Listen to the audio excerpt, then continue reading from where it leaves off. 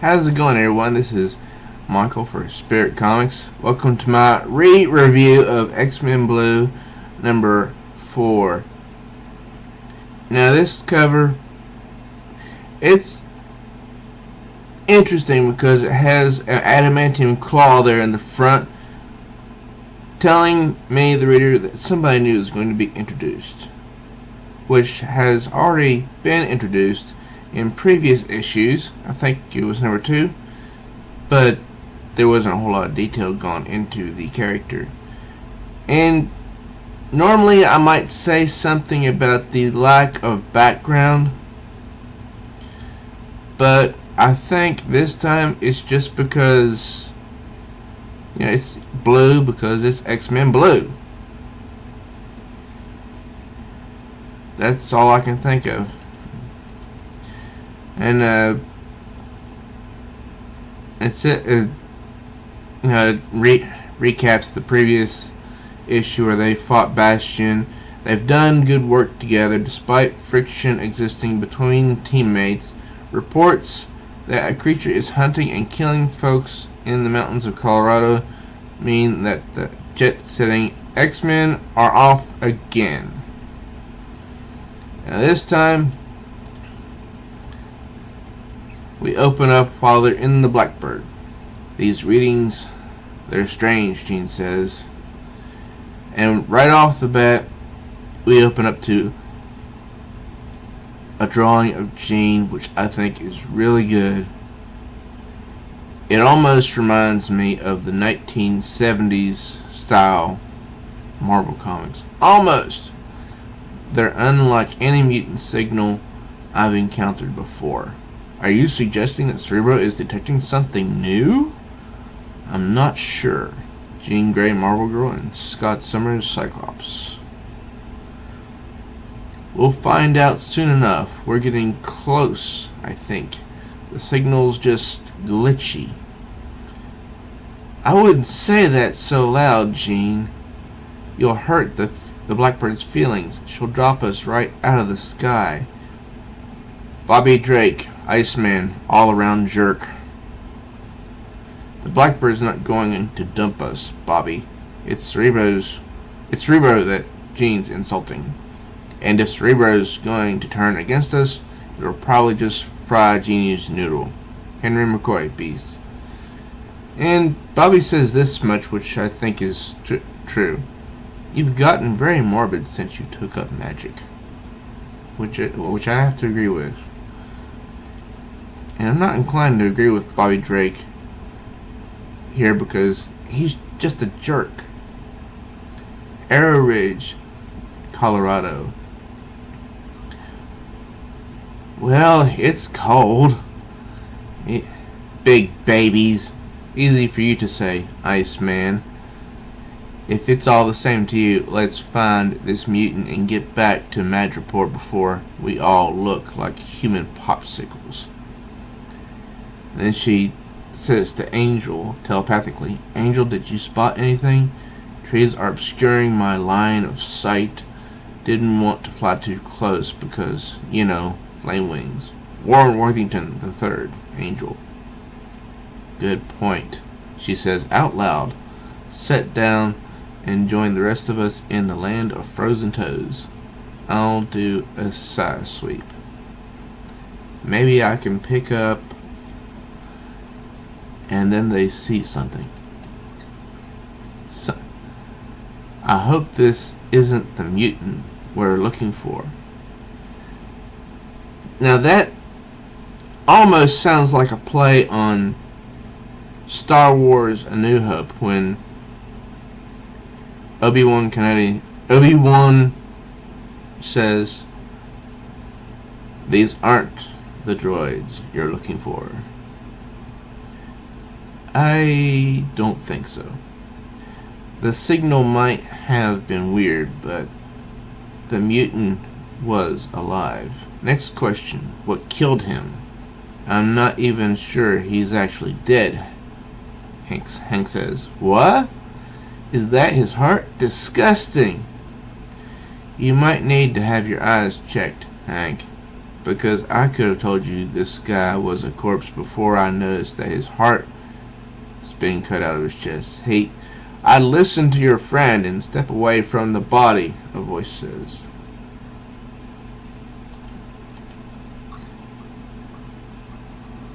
I've seen that thing take some catastrophic damage and come back for more. There's no telling when it will jump back up and come back to life. Hey, I'm guessing you're the deputy sheriff around here? Sheriff, actually. Although I don't know. I may be out of my jurisdiction at this point. Where are the X-Men? I'm Warren. Angel. I know who you are. I've seen you on TV. Your wings. They're pretty amazing, right? Just what I would expect from a teenager, a self-absorbed teenager. No, they're causing the snow to melt and drip on us. Think you could take a step back or two? My name's Kira Lee. I think I know why you're here, she says. I like the attention to detail on her face. Very good. You're looking for him, aren't you? The one who did this. He's one of you, an X-Man. No, Jean says. We're looking for a mutant, like us, but whoever he is, he's not an X-Man.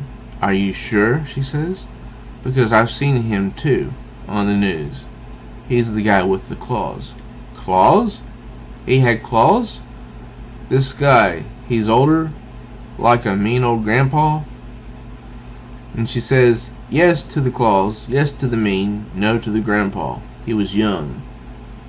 I've been tracking him for a few days now. I think he's nearby. And so they decide to pool their resources, I believe, and hunt together. Whoever he is, he saved my life. This guy, the dead guy, was some sort of monster. The mutant you're looking for was hunting him, trying to stop him. I guess he finally succeeded. And Hank recognizes the heart. He says, Wendigo. But I got the feeling he was alone and that he needed help. That's why I've been looking for him. That's what we want too. We can help you find him, Jean says. Sure, why not? Yeah. And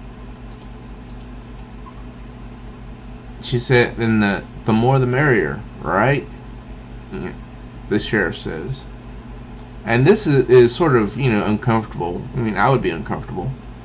Jean says, Sheriff Lee, I'm curious about this man you encountered.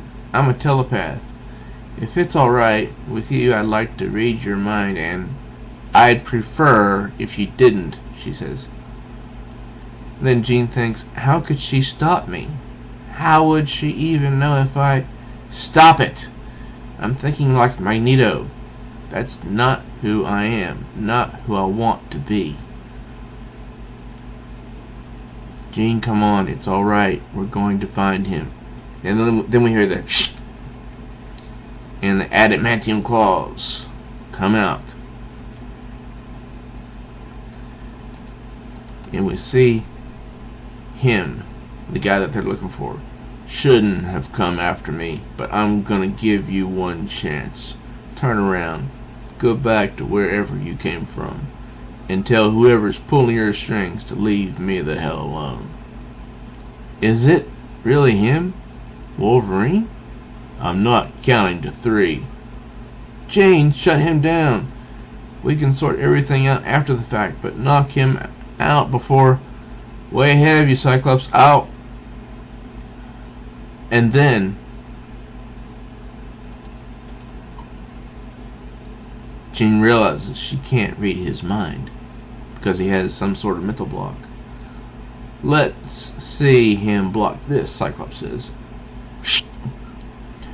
And then he blasts straight at him, which, was deflected, I believe. Now here is a little piece of X-Men history that some of you may or may not know.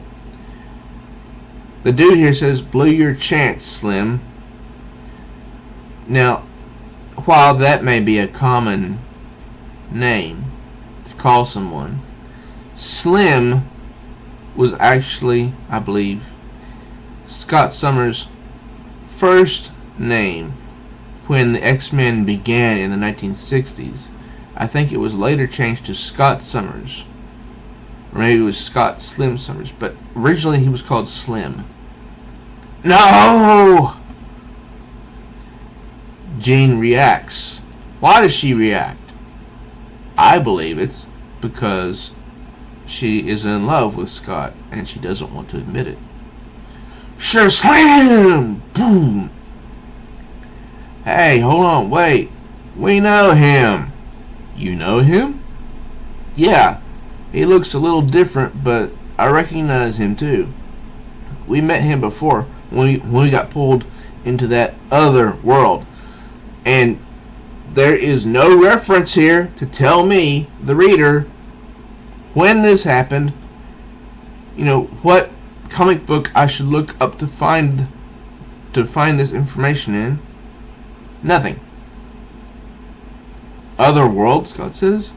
You went to another world and met a young man, Logan?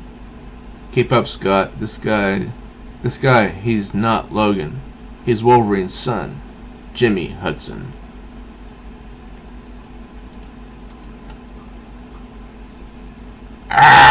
Bobby! And I wish he had taken off Bobby's head, because he's so annoying. He almost... Hey, he barely grazed you. I guess we're not as memorable to him, Hank says. I'm not going back. I'll kill every damn one of you before I go back. Did he try to kill you the last time you met him? Scott asked. No, we got along. We fought Dr. Doom. Again, it would be nice if here in this panel there was a little box that says, see, such and such issue. But there's not. Blam! Blam! Blam! Blam! And before Jean or Scott can do anything more, the sheriff fills him full of lead. I'm sorry, but you didn't really give me a choice. Yeah. And now he's the one cowering. And then we see this. You didn't give me much choice either. Wham! Now you would think that was an abominable snowman, but they don't really have the capability to talk. Oh my. You can say it. Now seems like an appropriate time. Stars and garters. A very old phrase which came from their era, the 60s, I believe, or even further back. Bobby? Iceman smash. Heh.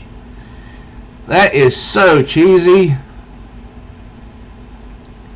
I'm not sure we ever asked when we last met this fellow.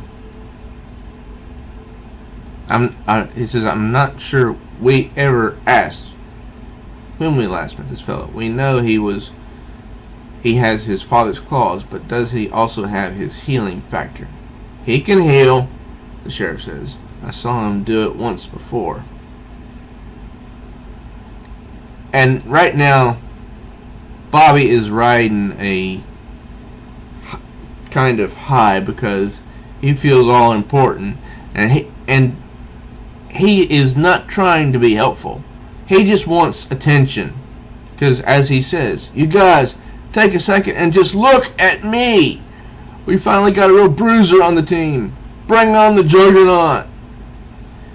And Jean diffuses him, basically, saying, that's great, Bobby. Do you think you could change back to your regular self, though?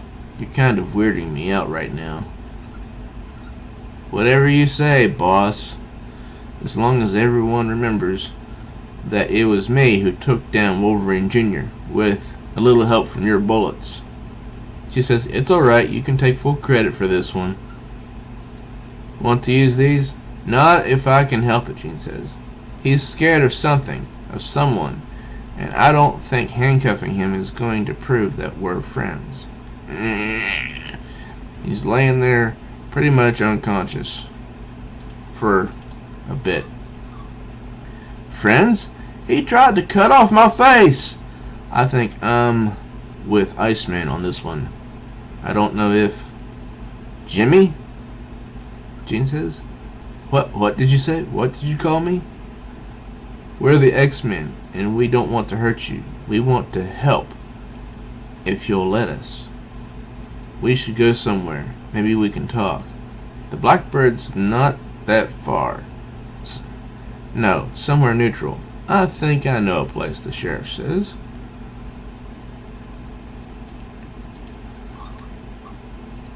Kind of yeah, it's a bar. It's not fancy or even clean, but it'll get the job done. So, Jimmy, listen. When you attacked us, you thought we were trying to take you someplace. Where? So, they're all in a bar, and everything seems hunky-dory.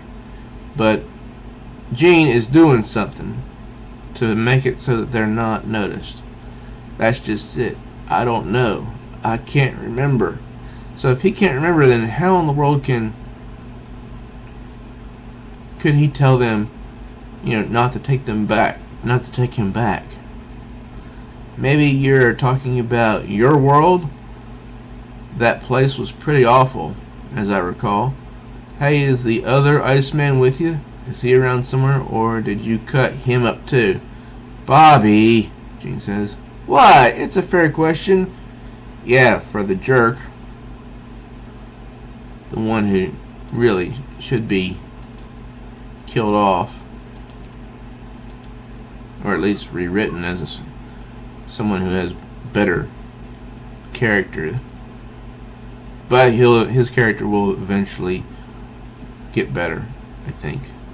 Also, how come nobody in this place is giving us a second glance? Don't sweat it, Gene says. I tweaked the perceptions of all the other patrons. We fit in just fine. You tweaked what they're seeing? You can do that? The sheriff says. I'm sorry I tried to hurt you. I think maybe I've hurt a lot of people. Wherever I was, the only thing I can remember is pain. Alright, let's take a step back. This is Cyclops acting like the leader he is. Jimmy's not the only one who seems confused by all this talk of another world. Someone want to take a stab at explaining it to me? It was when you were off in space with your dad. Okay, what dad? I did not know that Scott Summers' dad was still alive. And again, right here in this panel somewhere, editor should have put a little box saying, see, such and such issue. We met a young mutant who could move between worlds, between parallel dimensions.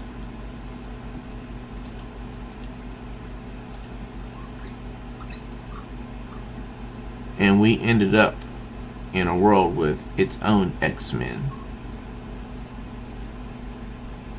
And that is probably a version of Storm which will be revealed in X-Men Blue in later issues. And that's probably Miles Morales, Rogue,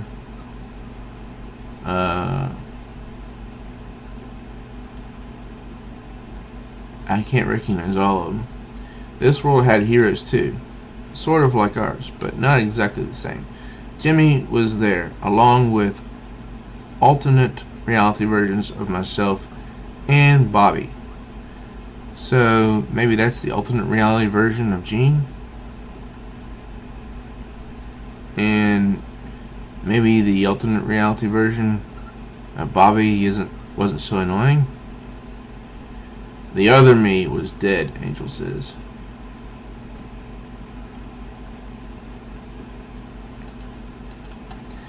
And I'm sorry, what you're describing, I don't remember any of it, Jimmy says. We'll figure this out. I hope you realize that we're friends, Jimmy. If you come with us, we might be able to help you. We might be able to. And then all of a sudden, what the hell? What's happening? That would be me, a voice says. And we see these four. We're here for our companion. We never leave a man behind. Naomi Blum, Mach 2.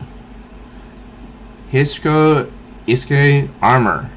Now she's part of the regular X-Men. I think she's eventually part of X-Men Blue. X-Men Gold. Derek Morgan, the Guardian. Pietro, Quicksilver.